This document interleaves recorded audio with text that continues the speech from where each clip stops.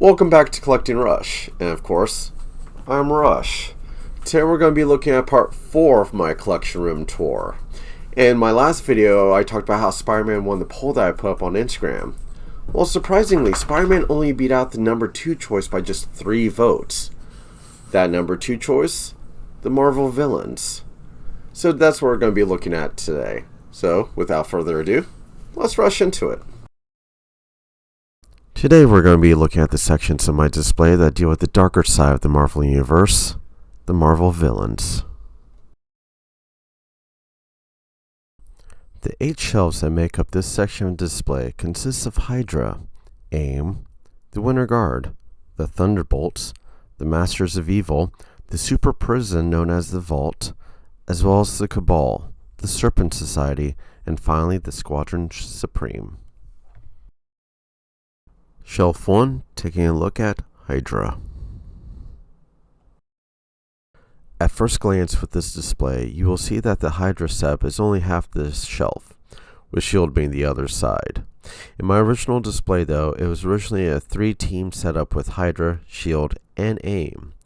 But with more figures being released, the AIM display had to be moved to a new shelf, but more on that in a moment. Hasbro has done a great job at expanding the ranks of the different organizations they've started, especially with the Army Builders and 2-packs. But I wish Hasbro could re-release some of the classic Hydra goons so they stand out more in the display, instead of just looking like a color palette swap of the S.H.I.E.L.D. agents. Shelf 2, taking a look at the Advanced Ideal Mechanics, otherwise known as AIM. One issue that every collector can admit to having is the issue of space. The more you collect, the less space you have.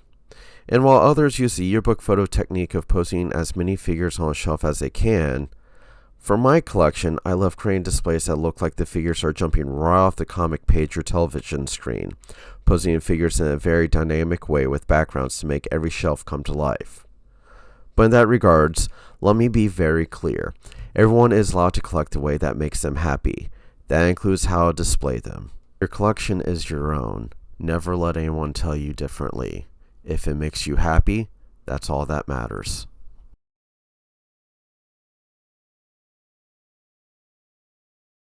Shelf 3, taking a look at the Russian superhero team known as the Winter Guard.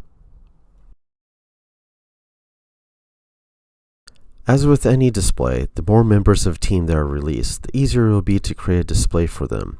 Such was the case for the Winter Guard, with Red Guardian being the only official Legends figure from the team for a long time. Of course, we had the Crimson Dynamo and Titanium Man figures from the MTU Iron Man subset toy line to help fill out the team. But recently, the Legends team, as well as Diamond Select, seem to be focusing more on this team, with Red Widow from Hasbro and Classic Crimson Dynamo from Diamond Select due out later this year. Throw in some other Russian characters like Omega Red and Black Widow, a Moscow Google image, fake snow, and this turned out to be a great display. Shelf number 4, we have supervillains looking to reform in the team of the Thunderbolts. The Thunderbolts have always been a fun concept since their creation. Villains posing as heroes to gain the trust of the public in a time where most of the heroes were missing after the events of Onslaught. Since then, Marvel has gone through many incarnations of team, each with their own different mission. To this day, the Thunderbolts comic is still going, and there is an MCU movie currently being filmed with the theatrical release planned for 2025. The Firescape accessory you see is a popular Firescape design shelf you can find for sale online at many sites, such as Amazon. As I said before, there have been many incarnations of Thunderbolts team over the years since their creation in 1997. Hasbro has done a good job of giving us almost all of the members from the original roster, with the only ones missing being Atlas and Fixer. To date, there have been a total of 12 different teams, with over 100 different members. With so many characters being part of this team at one point or another, the display helps alleviate the problem of finding the right display for some characters that may overflow from other displays, such as the numerous Spider-Man villains that did not fit on the shelf you saw in my last video. Do you have a favorite version of the Thunderbolts? What team members does Hasbro still need to make to complete your display? Let me know in the comments below. Shelf number 5, we have the Masters of Evil. Figures are always easier to display when there is a common theme linking them together. When there isn't a common theme, that's when having a very lengthy and in-depth knowledge of the Marvel Universe comes in handy. Because in comics, it is common to find random villains meeting up together in the same place. A place where they can relax, grab a drink, play some games, meet some new and old friends, may even do some networking to find new jobs. That place has existed for decades in comics in one form or another, but is always having the same name: the bar with no name. Before the official release of the comics version of the Yelena Belova Black Widow, I threw together this easy custom using the retro Black Widow body, an extra Emma Frost head, and a simple paint job of the figure's abdomen. Having the plan to go with the bar theme was once again made easier with being able to use one of the backgrounds offered from the Comics Facebook group. Just as I did with the X-Men Mansion displays, I combined the backdrops with the staircase and railings to give the extra size to fit the larger characters. Although this display may end up changing as well when the new HasLab Giant Man display is constructed. This shelf has turned into a beginning phase for a lot of the other displays. Many villains have started out in this display, but as the various team ranks get expanded due to new releases, those figures get moved out and new figures then take their place on the shelf until the process happens again.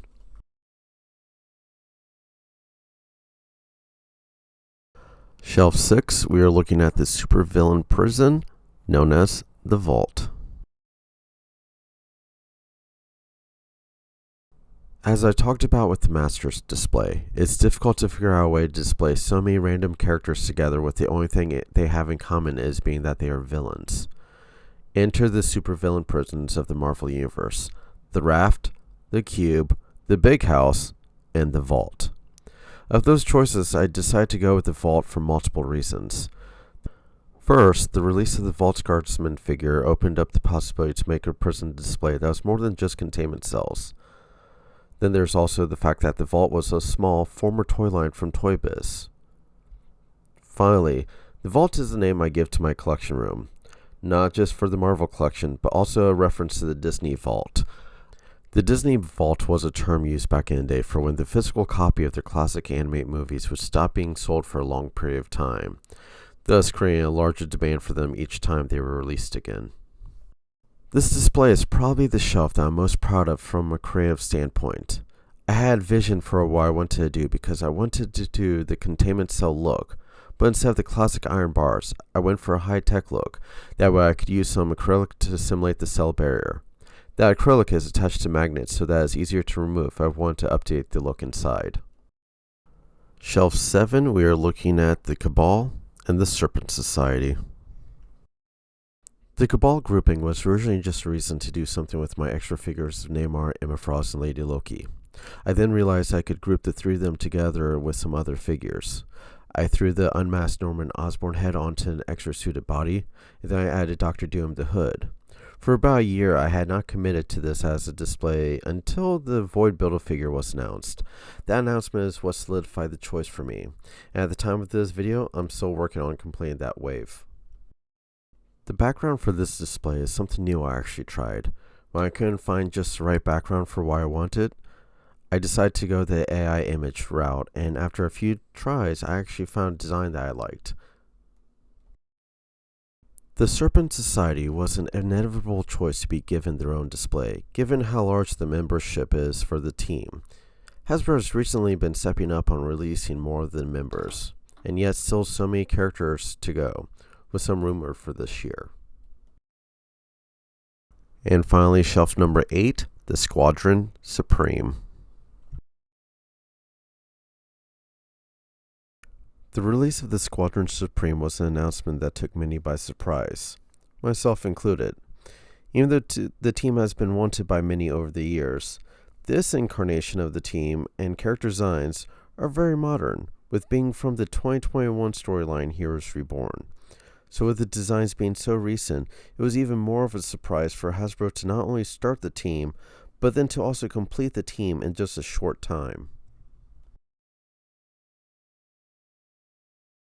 With this incarnation of the team technically being from a different reality where they were the premier superhero team instead of the Avengers, I decided to pair them up with the Exiles team that are known to reality hop as well. But more about that team in my next video. So that brings us to the end of part 4 of my collection room tour, which only leaves 2 more sections of Marvel display left, the regular Marvel Universe and the cosmic side. After that, I'll be taking a look at other parts of my display, including the Transformers, Masters of the Universe, Teenage Mutant Ninja Turtles, and a few others. If there's something you'd like to see, make sure you leave a comment below. Let me know. Beyond that, you can follow the link right here and subscribe to my channel. But until next video, make sure you go over to my Instagram page, collecting_rush, where you can see pictures of my whole display, as well as my latest pickups. But until that next video, I'm Rush.